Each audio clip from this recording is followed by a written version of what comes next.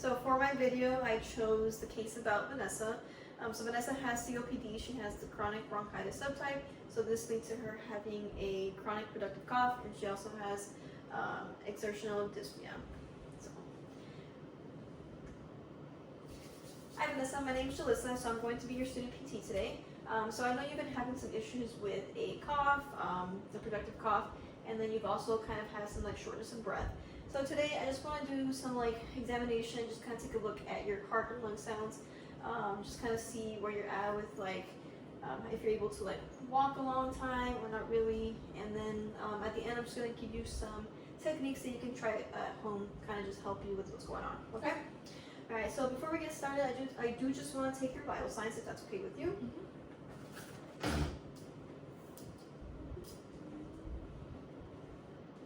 Alright, so I'm going to do this on that one.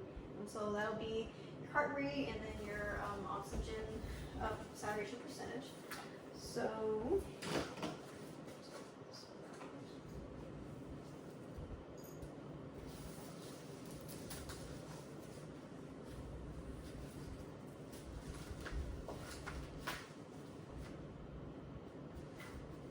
is that okay right there? Mm-hmm.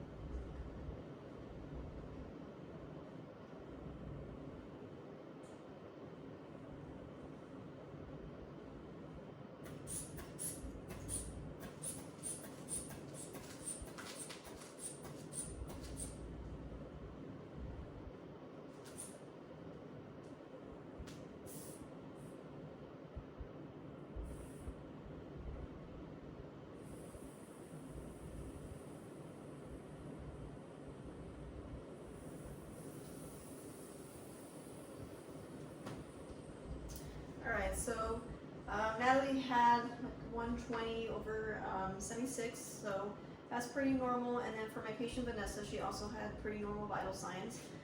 Natalie also had 98 for her oxygen and about 73 for her pulse. Same thing with Vanessa, pretty normal vital signs. So I'll take this.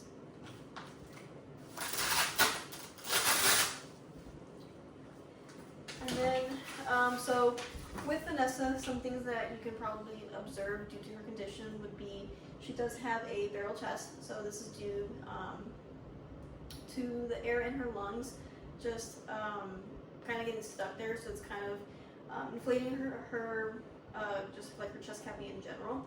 And then you can also notice when she's breathing just kind of like just shortness of breath, just kind of like a shallow. Her exhalation also takes a lot longer than her inhalation. So those are two kind of like observations that you can do right off the bat. We took obviously her vital signs. So I would also take this before like her gait or before the outcome measure. And then I would also take vital signs during just to see how she's doing, and then afterwards, just after everything's done. So now we're going to move on to taking a look at the heart sounds and then the lung sounds as well. So Vanessa, I just want to take a look at your heart sounds and your lung sounds. So I just kind of want to see if there's like anything abnormal that I should be looking at, okay? So first I'm going to start with your heart. If you can just kind of lift up your shirt a little bit. You want it like just up here? Huh? You want it just like up here? That's fine. And then for this, you just relax and breathe normally, okay?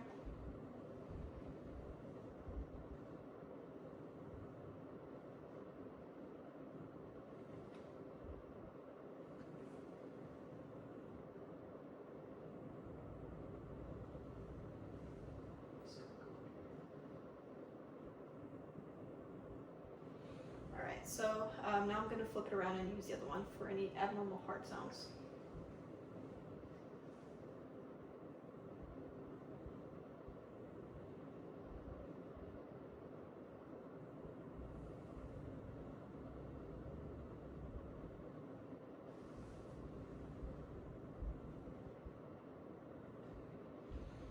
Okay, so everything with your heart sounds normal, so nothing there.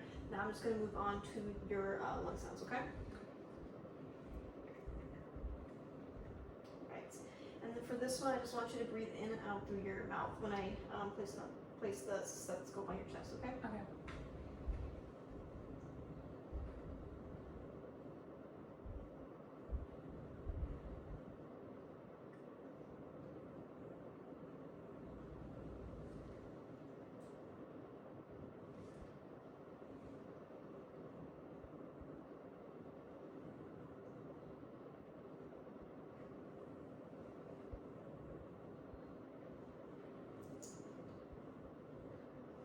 This one.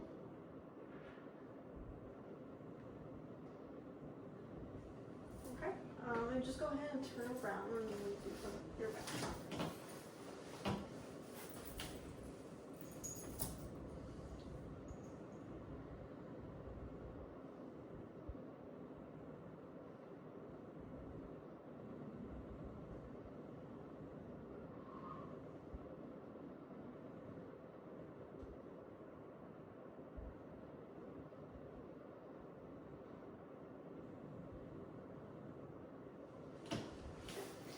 So Natalie, of course, has normal lung and heart sounds.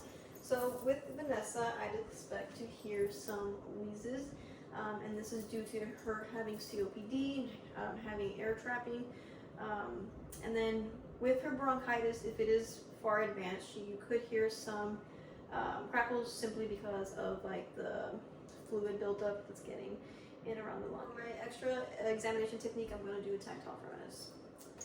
Alright, Vanessa, so for the next test that we're going to do, I'm just going to place my hands on your chest, and then I'm going to have you say 99, and then I'm just going to kind of go down, and then I'm just kind of like listening for any like excessive vibration or minimal vibration, okay? 99. 99. 99. 99. Okay, so go ahead and turn around and do it back now. 99. 99. 99. 99. So for Vanessa, I would expect decreased tactile firmness due to the air trapping happening in her airways. So since her airways are kind of narrowed and obstructed, it's keeping the air in there instead of releasing it during exhalation. So due to the air trapping, there's less vibration going. Alright, so now we're going to move into the gait assessment. So I'm just going to see Vanessa walk just in front of me, just a couple feet, just see how she feels. Alright, Vanessa, so before we move on to anything else, I just kind of want to take a look at you walking, see if there's anything abnormal, just kind of see how you feel, kind of get an idea of kind of like your aerobic capacity. You know? Alright, so before we get started, I am going to put this gait belt around you.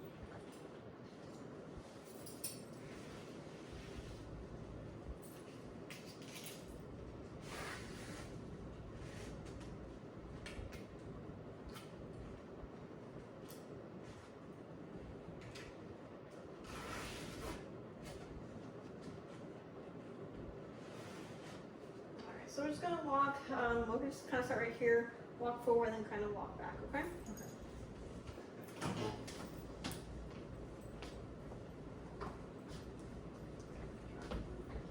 Alright, so just go ahead, take a couple steps forward.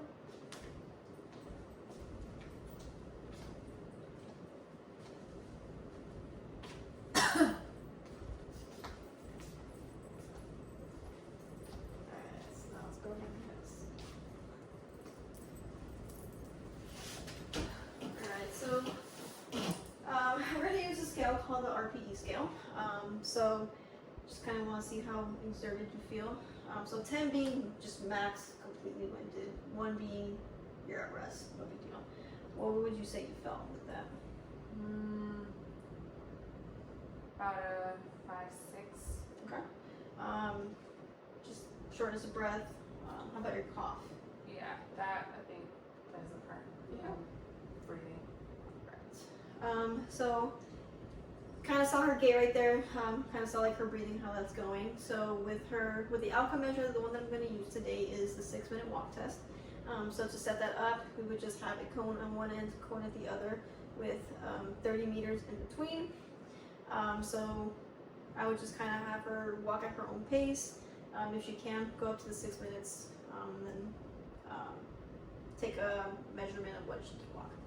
So we're not going to, for this outcome measure, we're not obviously going to do it right now, but essentially I would just have you kind of walk at your own pace, see what you can handle, see what you can tolerate, just kind of get an idea of how much you can tolerate.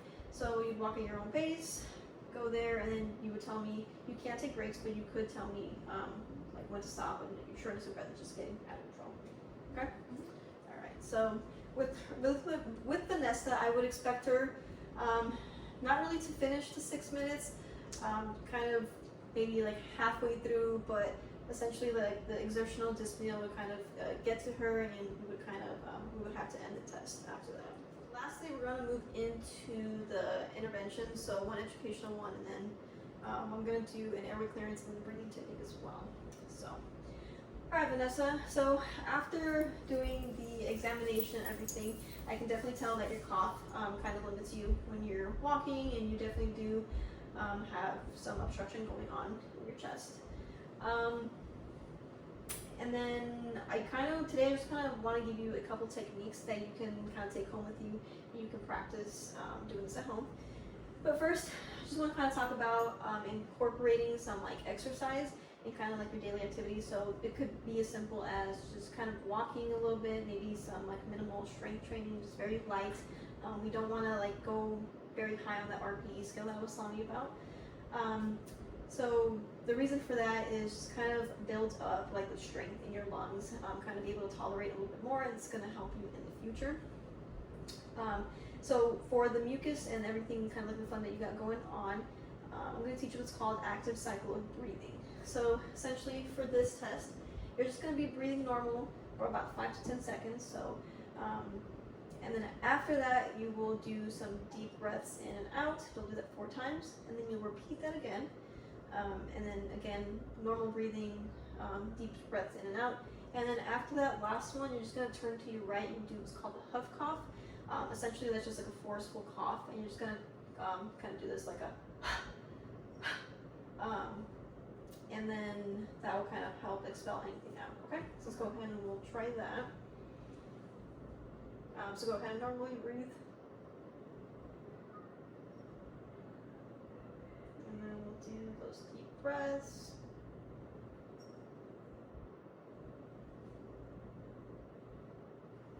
And then once you're done with 4 of those, let's move on to active cycle breathing, or normal breathing.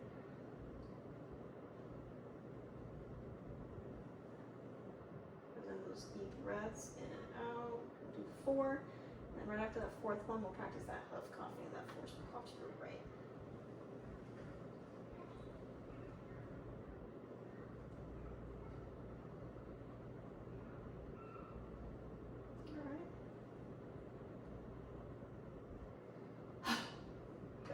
So that's something you can use at home, something that will help whenever you feel like you have a lot of issues or flump kind of in your lungs.